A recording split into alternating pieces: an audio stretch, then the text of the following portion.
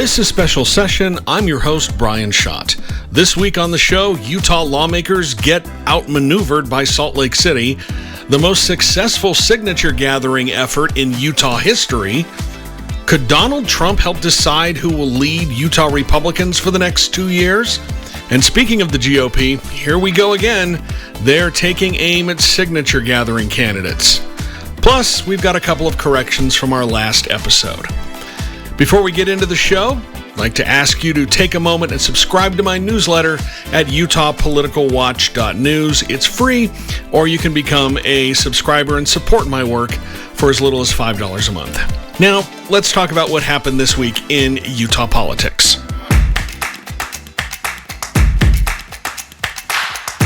Unless you've been living under a rock, you've no doubt seen much of the discourse online around the question whether 100 men could beat a silverback gorilla in a fight. Now, I'm of the opinion that the gorilla would probably rip the first guy's arms off and beat him to death with them, and then everyone else would turn tail and run. This last week, we had another kind of similar situation play out in Utah. Could 74 Republican lawmakers beat one mayor of Salt Lake City in a fight over pride flags?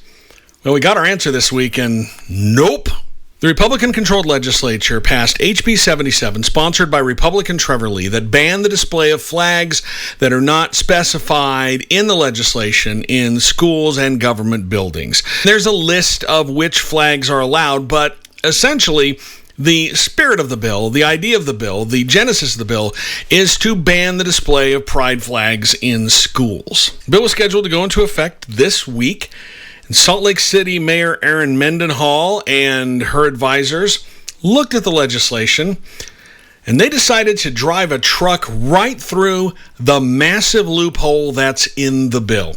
On line 54 and 55, it specifically says that acceptable flags would be a flag that represents a city, a municipality, a county, or political subdivision of the state, which is Salt Lake City. Salt Lake City's flag, which they adopted in 2020, has a blue stripe on the top, a white stripe on the bottom, and in the corner, a representation of the sago lily, which is the state flower. So what Salt Lake City has done is they took that sago lily flower symbol and slapped it on a rainbow pride flag, the blue and pink transgender visibility flag, and the red and blue flag that commemorates Juneteenth, or the end of slavery in the United States. That symbol is the same one that's on the regular flag of Salt Lake City, and they just adopted those three new flags as official flags of the city. In all three of these new proposed flags, the sago in the upper hoist canton of each of these designs is our city's most recognized emblem, leaving no question that each flag is representative of Salt Lake City specifically. A Utah state senator once said, "People don't rally behind the flag, they rally behind the ideals and principles that a flag represents." In each of these flags, our city's residents see that representation of themselves, representation of the people and communities they love and care about, and representation of the broad, beautifully diverse makeup of this city. These city flags represent the ideals and principles Salt Lakers know as core tenets: belonging and acceptance, or better stated, diversity, equity, and inclusion. It's malicious compliance. Technically, it complies with the law. You are technically correct. The best kind of correct. Essentially what happened here is Mendenhall and her advisors were playing chess while the legislature was playing checkers. She beat them. Boise did something similar. They adopted a pride flag and a flag that promotes organ donation as official flags of the city. Salt Lake City went one step further. They took an element from the regular flag and slapped it on these other flags and then adopted them as official flags. Reaction to this among legislative Republicans was they were not amused. They called it political theatrics. They stressed that the reason that they decided to pass this list of only approved flags is they wanted to make sure that government buildings remain neutral. They want to make sure everybody felt welcome when coming into schools and government buildings, and that flags like a pride flag or a transgender visibility flag or even a Make America Great Again flag were too divisive, and they wanted to keep them out. But at the heart of it, this was a pride flag ban. Representative Trevor Lee even said so. I reported a couple of months ago that he said he was tired of seeing pride flags all over the place in Salt Lake City, especially at the government buildings when he came here, and he wanted to get rid of it. Well, he tried, and Salt Lake City found a loophole around it. Another criticism from lawmakers is that they said Salt Lake City should focus their time on more important issues like addressing crime and homelessness. And that all makes sense. I agree with that. Government should be addressing those issues. But you could make the same argument about the legislature spending time and resources policing which flags can be flown in schools and government buildings. Who knows what the reaction to this will be? I would be shocked if the Republican-controlled legislature did not retaliate in some way, either by changing the law again to try and undo what Salt Lake City has done. I don't see how they can do that. It's going to take some very creative thinking to do that, or they'll retaliate in some other way, which they have done in the past when a mayor stood up to them.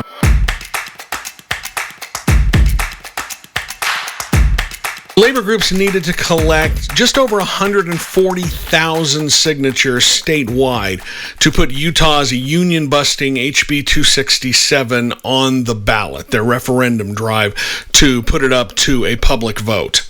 They blew past that requirement with 250,000 signatures. The signature verification process ended this week. Not only did they get 250,000 signatures statewide, but they also needed to hit certain signature goals in 15 of the state's 29 Senate districts. When it was all said and done, they surpassed those signature requirements in 23 of the state's 29 Senate districts. HB 267 was legislation passed by lawmakers earlier this year that blocked public employees from collectively bargaining with their employers for wages and benefits and working conditions. Essentially, what it did was it cut public sector unions out of the negotiation process. Lawmakers argued that these unions don't represent all of the workers. Not everybody's a member of the union, and that is true. And the collective bargaining process had the state negotiating essentially against itself. When the state is negotiating with teachers to come up with salaries, that's not the best system for Utah taxpayers, and that's why they passed the bill. Republicans in the legislature shoved this bill through the process. It was signed by Governor Spencer Cox, but as you know, they did not get a supermajority, a two-thirds vote in either the House or the Senate. They needed a two-thirds vote in both of those chambers to avoid a referendum. They didn't get it. A coalition of labor unions and other organizations called Protect Utah Workers launched a referendum effort, and they were able to collect enough valid signatures to put this on the ballot. The bill passed the Senate with 16 Republicans voting in favor of it, and organizers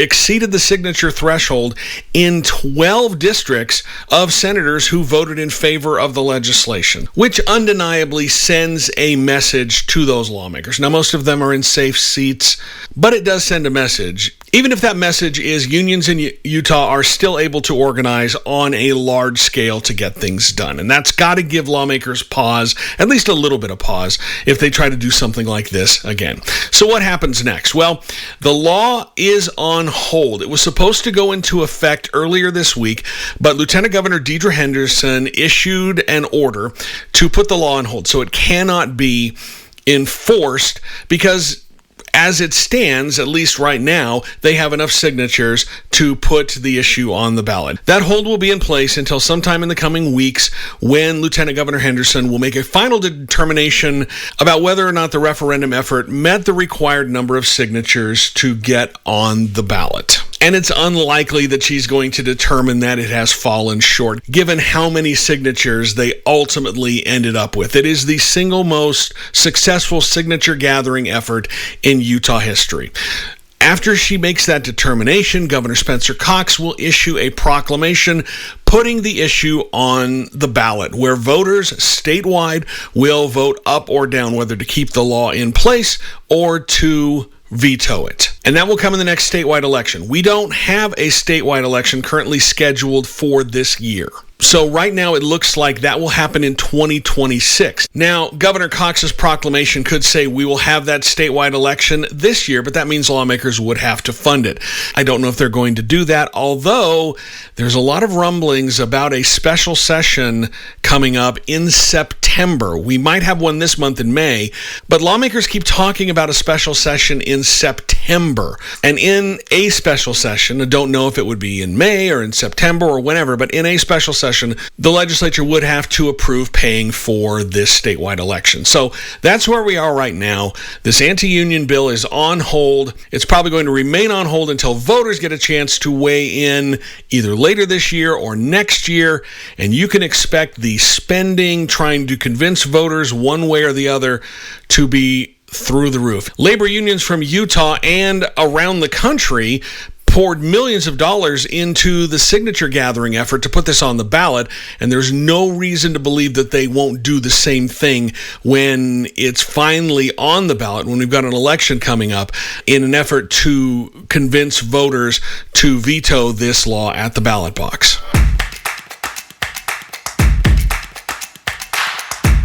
Congress is currently at work trying to come up with ways to implement President Donald Trump's big, beautiful bill that contains tax cuts, extending his tax cuts, cutting taxes further, and implementing much of his agenda. Earlier this week, the House Natural Resources Committee was doing their markup of the bill, going through the bill, trying to figure out what to leave in, what to take out, what programs to cut, how to pay for things. And literally at the 11th hour, early in the morning, Utah Representative Celeste Malloy and Nevada Representative Mark Amadei added an amendment to this bill. They propose an amendment that seeks to sell off more than 11,000 acres of public lands in Utah and Nevada. Most of the land that's in this amendment, which was approved on a party line vote, most of that land is in Utah, in Beaver, and Washington counties. And they say it would generate billions of dollars in revenue for the federal government. This amendment does not sell the land to private entities and real estate developers. It sells it to local governments. Representative Malloy, when she was talking about her portion of the bill, said that it will help local entities deal with growth. There's exploding growth in that part of the state. And she also went out of her way to point out that it only represents about 1/3 of 1% of all the federal lands in the state. Washington County, home to the city of St. George in southwest Utah, in my district, is one of the fastest growing counties in the country. The influx of new residents, many from out of state, has significantly driven up housing demand. The median property value rose by almost 12% in just 2023. Because this is a desert region, Washington County is also proactively responding to the increasing pressures of water resources and water use. Many of the difficulties we face at a local level are, of course, related to the fact that the county is surrounded by federal land. Approximately 82% of the county is federally managed, mostly BLM. The high percentage of federal lands impacts the local government's ability to work on economic and transportation development, manage natural resources, and fully take advantage of recreational activities. The net impact will be to reduce the federal debt and deficit through fair market value sales of targeted lands needed by local governments for infrastructure. Now, as you might imagine, public land advocates are not happy about this. The Southern Utah Wilderness Alliance ripped Malloy for this plan. They said, quote, Malloy is hell-bent on selling off and privatizing public lands, attempting to do so in the dark of night, hoping her actions wouldn't be noticed. This plan was cooked up behind closed doors. Utahns and Americans aren't going to let her get away with this. Her actions will be seen for what they truly are, a sell-off of public lands to pay for billionaire tax cuts. That's a pretty strong statement from opponents. Malloy's office did not respond when I reached out to them for comment. I should just put that on a loop. They don't respond, they don't respond, they don't respond. They didn't respond. Nobody responds. This is part of the process where the Republican majority, they're trying to figure out how to pay for this bill. They're trying to find $4 trillion of spending reductions, and they also need to increase revenues by almost $2 trillion. And part of it apparently is selling off these parcels of public land. Now, that justification doesn't make a lot of sense when you think about it in the grand scheme of things, because when you sell off a parcel of land, that's a one-time sale. The government is going to get money for that one time. Now, I've seen estimates around $20 billion for these lands, which is a pretty good chunk of change, but it's only one time. But if you are trying to fund tax cuts, which happen every single year, with one-time money, that does not make a lot of fiscal sense. That doesn't make sense at all. So while it will raise money for the federal government in the short term, it's not a long-term solution to pay for these tax cuts, which are ongoing every year in the future. There was reporting on Friday morning that Republicans in Congress are thinking about scaling back their plans for tax cuts because they realize they might be too expansive and they might not be able to pay for them. And President Donald Trump has said that he would be in favor of a slight increase of the tax rate on people making more than $2.5 million a year or couples making more than $5 million a year. This whole thing will be hammered out in the reconciliation process, meaning that they really only need to get the Republicans to vote in favor of it because they have a majority in both the House and the Senate, and there's not much Democrats can do to stop it. It would take Republicans deciding to vote against the bill to stop it from moving forward. So at least for now, about 11,000 acres of land in Utah that's owned by the federal government could have a for sale sign on it. Utah's largest political party stands at a little bit of a crossroads right now. They'll be electing a new chairman to lead the party for the next 2 years. There are two candidates running. Rob Axson, who is the current chair, he's had the position for the last 2 years, and Phil Lyman, former state legislator who unsuccessfully ran for governor last year and has been spending the last year trying to claim that Governor Spencer Cox, who he lost to in the GOP primary, and then again when Lyman had a write-in candidacy in the general election, he's been claiming that Cox cheated and he was an illegitimate candidate. A couple of things happened this week in the race. First of all, President Donald Trump waded into the contest. He posted on Truth Social on Thursday that he was endorsing Rob Axson. He was endorsing the incumbent. And if you're wondering why that happened, well, it makes a lot of sense. Rob Axson, for years, worked for Senator Mike Lee. He was one of his top staffers. Senator Mike Lee is tight with President Trump. It doesn't take much to connect those dots and see that it was probably Senator Lee's connections that got Trump to weigh in on the contest. Last year, Donald Trump stepped into the Republican convention as well. If you'll remember, he endorsed U.S. Senate candidate Trent Staggs the morning of the convention. Staggs went on to win the convention vote but lose the primary. So it'll be fascinating to see what kind of impact this actually has among delegates, because Republican delegates, they love Donald Trump, they love Mike Lee, but a lot of them really like Phil Lyman. And this is a race that Lyman could actually win. Lyman could win this vote next week. The cynic in me thinks that the only reason that Donald Trump steps in on this race, an internal party matter, but the only reason he steps in on this race is because Axson's people, including Senator Mike Lee, are a little nervous that Phil Lyman could win this. Now, on Monday, the two candidates were in Washington County, and there was a debate hosted by the Washington County Republican Women's Group. The two candidates, they're not very far apart when it comes to policy. They both advocate for the same things, which makes sense. They are Republicans. What it comes down to is a matter of how they would approach the job. They both want the same things, but Lyman is a little more bombastic, a little more militant in the way that he would approach it. Both candidates want to abolish SB 54. That is the signature gathering path to let candidates get on the ballot. But this is a perfect example of the candidate's different approach. Axon advocates for working through the existing structure, the legislature, the legislative process to repeal SB 54. But I don't take no for an answer. You figure out how to move forward, even when you're running against a law that is preventing you from fully exerting what is the authority and the purpose of the party.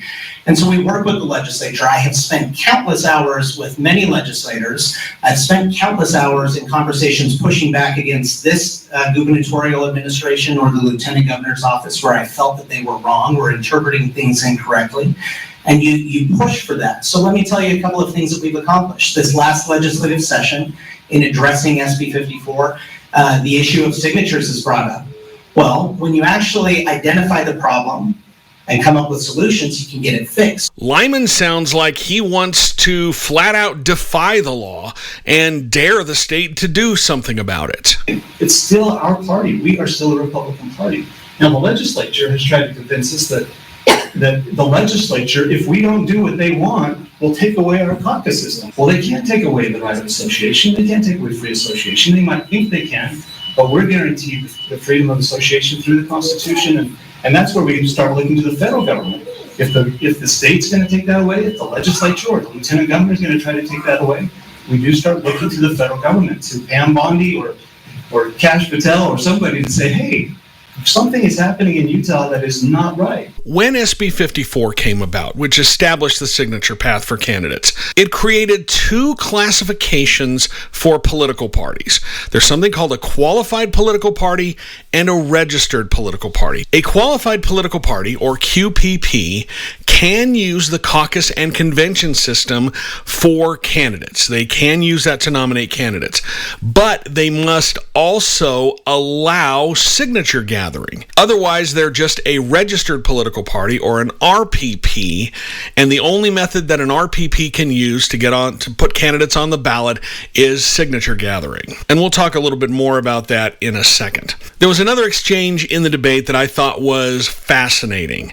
Question came up about the court's ruling against the Republican-dominated legislature. It was specifically about the abortion ban passed by lawmakers, the trigger law that went into effect when Roe v. Wade was struck down a couple of years ago. That's been put on hold by the Utah Supreme Court until a lower court can decide whether or not it's constitutional. But Republicans have been frustrated because courts have ruled against lawmakers on proposed constitutional amendments. You remember the Amendment D kerfuffle from last year about whether lawmakers have the ability to override citizen-approved ballot initiatives. There was also Amendment A, which would change the way that schools are funded in the state. We've also seen courts rule against Utah on the issue of school vouchers, transgender athletes competing in girls' sports, and gerrymandering. And that's been extremely frustrating for Republicans.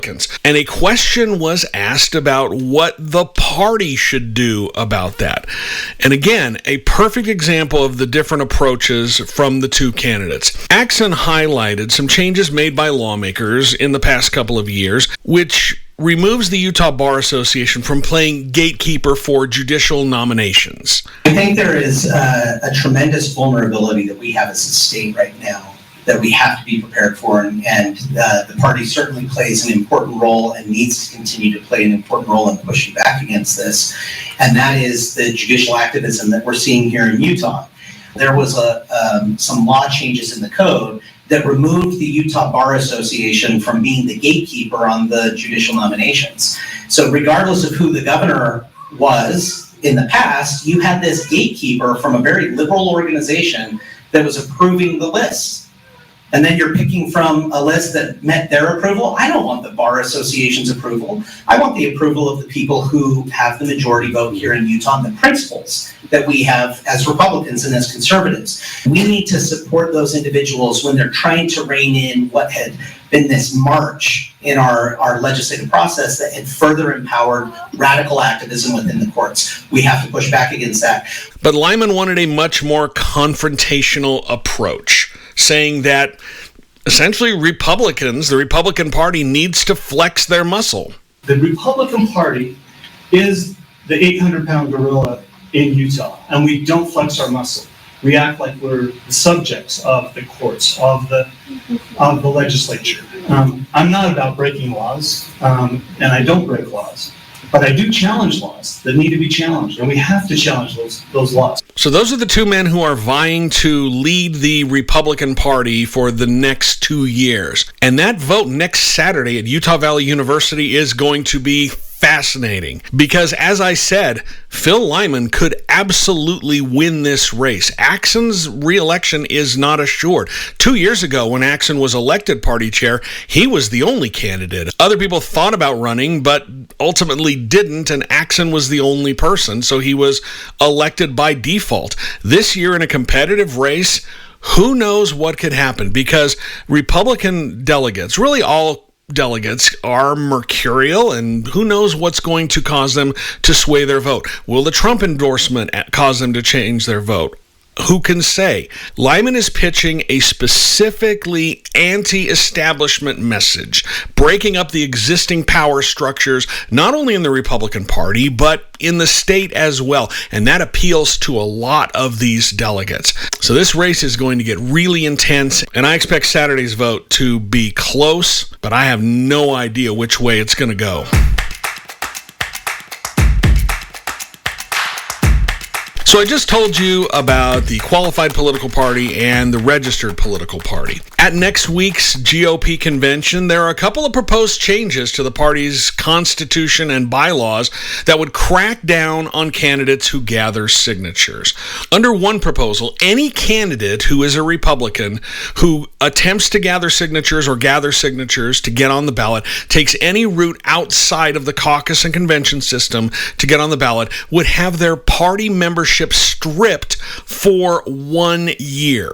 It also lowers the threshold for winning the nomination at the convention outright from 60% to a simple majority, meaning that there would be fewer primary elections. If this were in place in the 2024 election cycle, a number of high-ranking Republican office holders who gathered signatures to get on the ballot would no longer be members of the Republican Party, and one could argue that they wouldn't even be in office anymore. Governor Spencer Cox collected signatures, where he defeated Phil Lyman in the primary, but Lyman won the convention vote. So Cox would not have been the Republican nominee because they would have kicked him out of the party. Same thing for Senator John Curtis. He collected signatures to get into the four-way primary for U.S. Senate, which he won.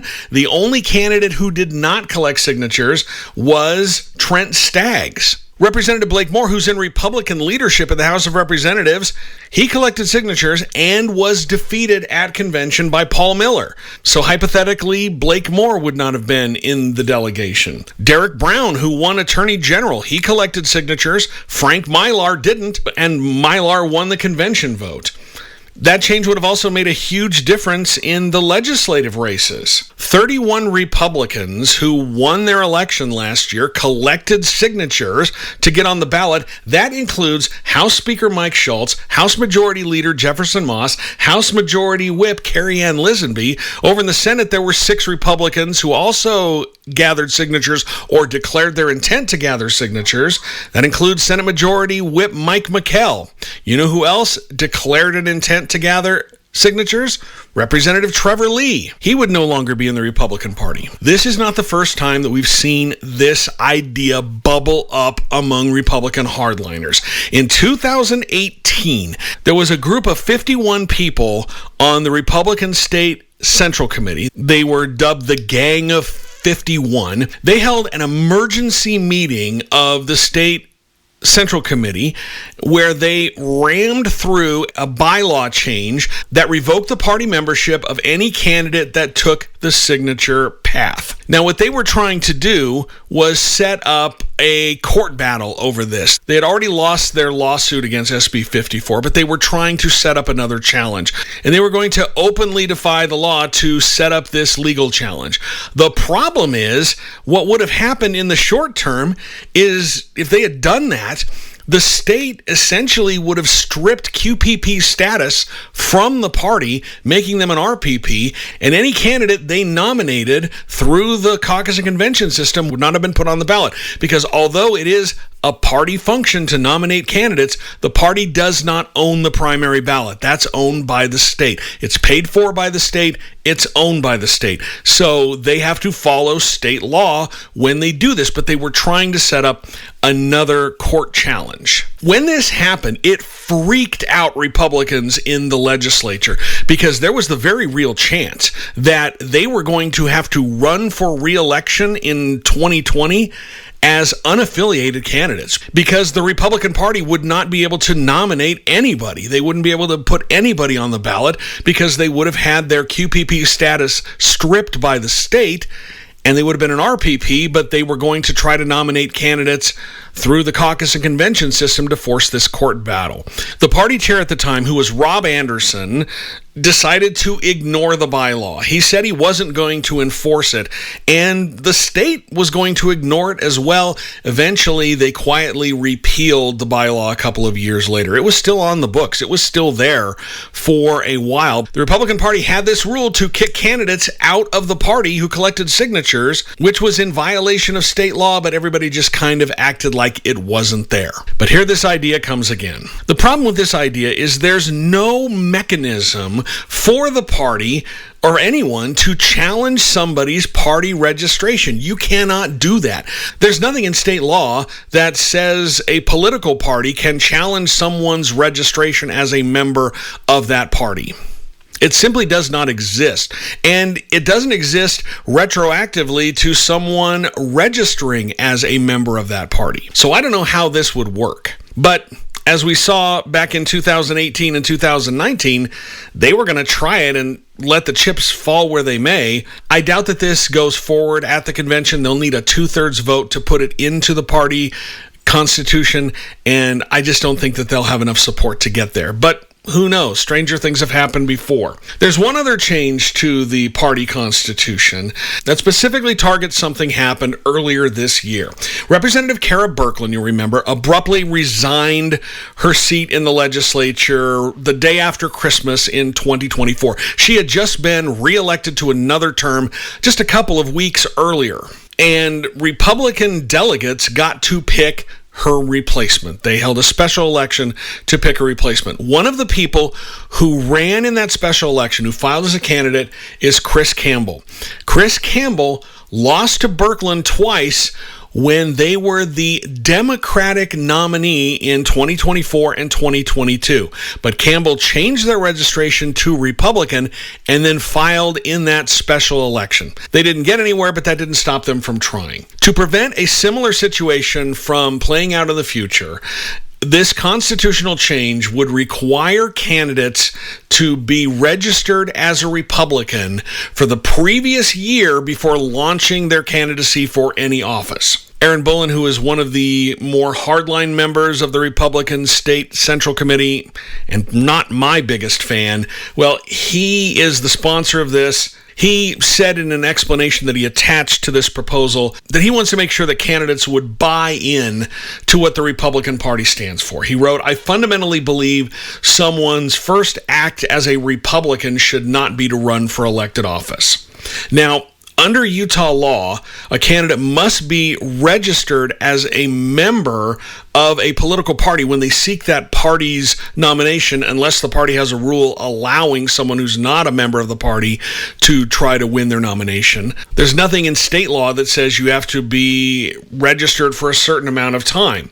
And Bullen admits that as of right now, unless there's a change in the law, his proposal would only apply in the case of a special election to fill a vacancy in the legislature, which they can do because that is an internal party matter. It's not something that involves a state elections office. Again, this would need a 2/3 vote at convention, and this one may have the support to get there. The convention is next Saturday at Utah Valley University. I'll be there covering it. Come up and say hello if you see me. There's a shakeup in Republican leadership in the Utah House of Representatives coming. On Friday morning, House Majority Leader Jefferson Moss was tapped by Governor Spencer Cox to become the next executive director of the Governor's Office of Economic Opportunity. Moss is going to step down from his post as Majority Leader in the House. Interestingly, this is the second time that Governor Cox has tapped a member of Republican leadership in the legislature for that job. When he was first elected, Cox picked Senate Majority Whip Dan Hemmert to head up that office. It was known as the Governor's Office of Economic Development. Then they did a big rebrand and shuffling of responsibilities, and now instead of GoEd, it's GoEO, but Dan Hemmert was also tapped to head up that organization. This is also the second House Majority Leader to step down from that post in the last 4 years. In 2021, then House Majority Leader Francis Gibson resigned from the legislature. He's now a lobbyist for Intermountain Healthcare, but he stepped down from that position, and that caused a big shuffling of the leadership structure. When Gibson stepped down, Mike Schultz, who was the Majority Whip at the time, became the Majority Leader, and Jefferson Moss became the Majority Whip. And then in 2023, when House Speaker Brad Wilson resigned to run for the Senate, Mike Schultz became the House Speaker and Moss became the Majority Leader. And we'll see a similar shuffling this time around. I would say right now the favorite to become the new Majority Leader in the House would be Representative Carrie Ann Lisenby. Right now, she is the Majority Whip. She's the number 3 Republican in the House behind Moss and Schultz. She would move into that number 2 slot. And then you'll probably see Representative Casey Snyder move from Assistant Majority Whip into the Majority Whip position. And that could leave an opening for someone to become the Assistant Majority Whip, moving into leadership. When I started thinking about this, there are a number of Republicans in the House who are ambitious enough who would want to jump into that leadership team. The first one who comes to mind would be Representative Jordan Tusher, although he is the chair of the Powerful Rules Committee. Would he want to leave that spot and move into the Assistant Majority Whip slot? Maybe. It is, after all, a promotion. Others who might take a look at it, maybe Val Peterson, who is the House chair of the Executive Appropriations Committee. There are even some rank-and-file Republicans who might want to jump into the leadership race. Maybe Representative Jason Kyle, Anthony Lubay, Bridger Bolinder, Tyler Clancy. They've all been very high profile in the House over the past couple of years. Maybe we'll see someone from Southern Utah jump into that race. And then we might see a shuffling of committee assignments. If someone who is a committee chair jumps into leadership, maybe they'll put someone else in charge of that committee because of the added responsibilities of being on the leadership team. This will all shake out when House Republicans will meet probably sometime this month to select someone to take over that spot in the leadership team. There'll be a lot of behind-the-scenes politicking for those leadership positions. And then you'll see a special election in House District 51 where Republican delegates will select someone to serve out the remaining year and change of Moss's term in the legislature. I have 8 different bosses right now. I beg your pardon? 8 bosses. 8? 8, Bob. So that means that when I make a mistake, I have 8 different people coming by to tell me about it. Time to check in with the Department of Corrections. I heard from some of our listeners over the last week who wrote in. First one was Hank Postma. He sent in an email about my segment in last week's show about the poison pill in the voucher bill. If you remember, I explained how lawmakers tied teacher salary increases to the Utah Fits All Scholarship when it was first passed in 2023, which created a poison pill in the legislation. If you wanted to vote against vouchers, you would also vote against giving more money to teachers. He points out that the salary adjustment that was in that bill which was originally $8,400, rose to $8,904 the following year, and next year it goes up to just over $10,300. And that's part of new legislation that ties those increases in the salary adjustment to the percentage increase in the WPU, which is the weighted pupil unit, which, as I've explained before, is how much the state spends per student. And lawmakers are required by state law to increase that amount every year to pay for any inflationary increases. Hank says it's a mess, and I agree with him. He writes, "I'm a teacher, and even though the legislature has done a lot of things that I don't like, I have to acknowledge that they have significantly raised education funding over the last 10 years, and that's resulted in large increases in teacher salaries." Hank is absolutely right there. They have done a lot to increase teacher salaries, and that's why it's going to be really difficult to unwind everything if the Utah Supreme Court upholds the lower court ruling that the Utah Fits All Scholarship, school vouchers, is unconstitutional.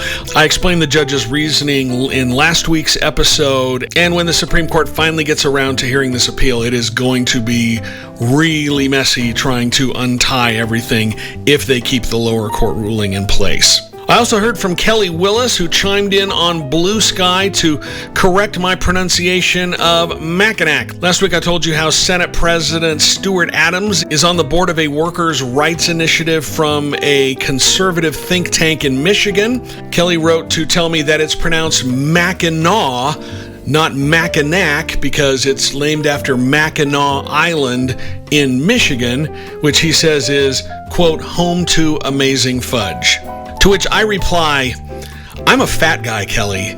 To tell me about amazing fudge and then not offer it to me, that's just flat out rude. But in my defense to this whole thing, I spent a summer in college as a camp counselor at a sleepaway camp in the Berkshires in Massachusetts called Camp Mackinac. Now, they were trying to lean in on, I think, some Native American pronunciation, but they called it Mackinac. So that's where my brain went. Not Mackinac, but Mackinac. Quick story about that camp.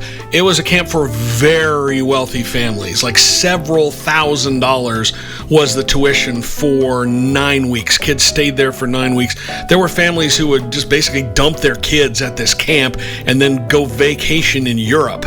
There were camp counselors from around the country, all of them college students, and they also brought in a number of camp counselors on some program from England where I think they had to pay them less because they paid for their travel over to the United States, and then they could travel around the country afterward. Anyway, I didn't understand the whole thing, but there were a lot of counselors from England in the mix. Now, at this camp, candy and sweets were pretty much banned. There were some times where counselors, in order to bribe kids to write letters home to their parents, they would offer a small candy bar if they wrote a letter home, and you'd get letters like, "Dear Mom, I'm writing this to get a candy bar, love, Steve," or whatever it was. Anyway, that was pretty much the extent of the candy.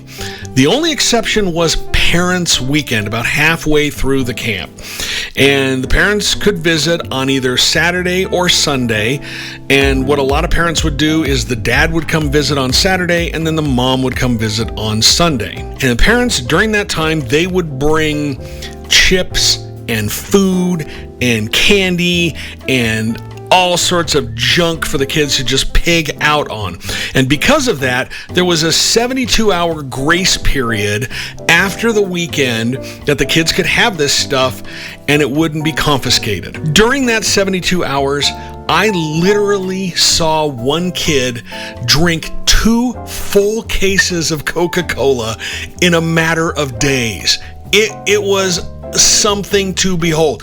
Just pounding Coke after Coke after Coke. I've never seen anything like it. I don't think I'll ever see anything like that again. It was incredible. That was worth the whole summer right there. And as you can imagine, he did not feel very well after doing it. One other aside, just to demonstrate just how wealthy the people were who went to this camp. In my bunk, one kid's dad was the head of cardiology at Harvard Medical School. And when he came to pick up his kid at the end of the summer, he tipped me $200 cash, which was great for a college student. Anyway, we regret the error. I think that's enough for this week, but before we go, a reminder, a request for you to subscribe to this podcast if you already haven't, and leave us a rating and review wherever you get your podcasts. Like I've said before, that helps new people find the show, or you can share it with someone you know who might enjoy this sort of thing. It helps us grow our audience, and I would be much appreciative. Remember to sign up for my newsletter at utahpoliticalwatch.news. It's absolutely free, but if you value independent journalism, if you want to support what I do, you can become a paying subscriber for as little as $5 a month. I've explained it before, but this work, it takes time, it takes resources.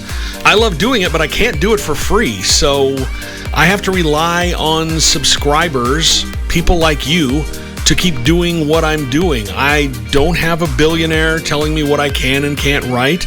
I don't have to worry that some hedge fund is going to decide to pull the plug.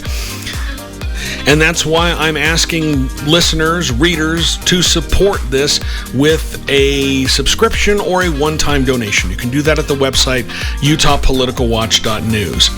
If you are a business or you know someone who might like to sponsor this podcast, let's talk. You can find my email in the show notes. Also, if you have any feedback, complaints, questions, if there's a guest you'd like to hear from on the show, also drop me an email.